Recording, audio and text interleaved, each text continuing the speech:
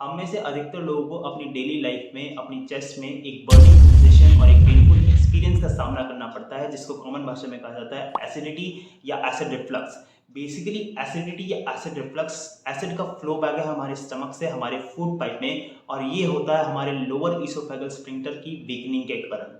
अब see wherever there is a problem there is a solution. तो इस acidity का सॉल्यूशन जानने के लिए स्टे ट्यून्ड। सबसे पहला और कॉमन रीजन एसिडिटी होने का वो ये, जब हम ओवर ईटिंग करते हैं, लार्जर मील्स को कंज्यूम करते हैं, जिसके कारण हमारे खाने का प्रॉपर डाइजेशन नहीं हो पाता।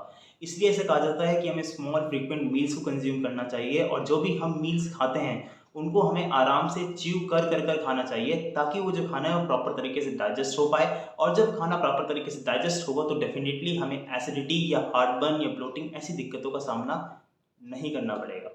एक और कॉमन गलती जो कि काफ़ी लोग करते हैं वो ये कि देर रात से खाना खाना और खाना खाकर तुरंत सो जाना। तो जब हम बेसिकली खाना खाकर तुरंत सो जाते हैं तो डाइजेशन को प्रॉपर टाइम मिला ही नहीं।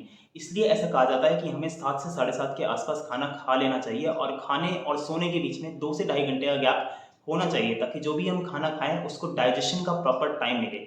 और जब खाने को प्रॉपर डाइजेशन का टाइम मिलेगा तो वो अच्छे से डाइजेस्ट होगा, न्यूट्रिएंट्स भी बेहतर तरीके से एब्जॉर्ब हो सकेंगे, और हमें एसिडिटी या हार्टबर्न ऐसी दिक्कतों का रात को सामना नहीं करना पड़ेगा।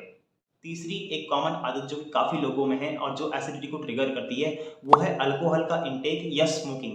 बेसिकली जब हम अल्कोहल का एक्सेस इंटेक करते हैं तो स्टमक में एक्सेस एसिड बनेगा, और स्मोकिंग के कारण हमारा एलईएस यानी लोअर इसोफेगल स्फिंक्टर वो वीक होता है, और जब वो वीक होगा तो एसिड के स्क्वीज बैक होने के चांसेस ज़्यादा रहेंगे, और हमें एसिड रिफ्लक्स या हार्टबर्न ऐसी दिक्कतों का सामना करना पड़ेगा।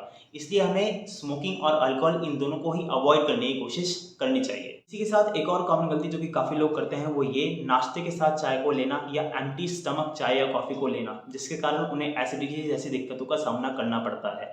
हमें नाश्ते के साथ टी और कॉफ़ी दोनों को ही अवॉइड करना चाहिए, और एक्सेस में हम इनको ना लें, इसका हमें ध्यान रखना चाहिए। क्योंकि जब हम इनको एक्सेस में लेते हैं तो उनमें पाया जाता है कैफीन, और कैफीन हमारे लोअर इसोफेगल स्फिंक्टर को रिलैक्स करने का काम करता है, और जब वो रिलैक्स स्टेट में होगा तो एसिड के फ्लो बैक होने के चांसेस ज़्यादा बन जाते हैं। इसलिए हमें एक्सेस चाय और कॉफ़ी दोनों को ही अवॉइड करना चाहिए, और नाश्ते के साथ तो इनको बिल्कुल भी नहीं लेना चाहिए। फाइनली अब कुछ लोगों को आदत होती है सुबह खाना खाया फिर सीधा दोपहर को खाया, दोपहर का स्किप किया, रात को खाया।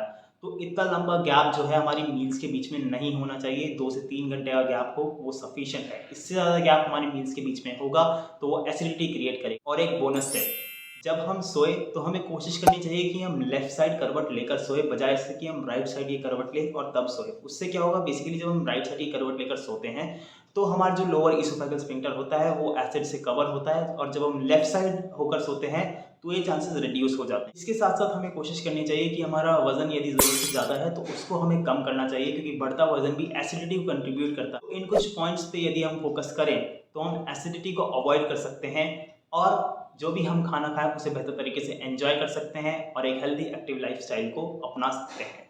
उम्मीद करता हूँ आपको वीडियो पसंद आई होगी। Do like the video, subscribe to the channel, and मिलते हैं आपसे दूसरी वीडियो में। Till then stay happy, stay healthy, thanks for watching.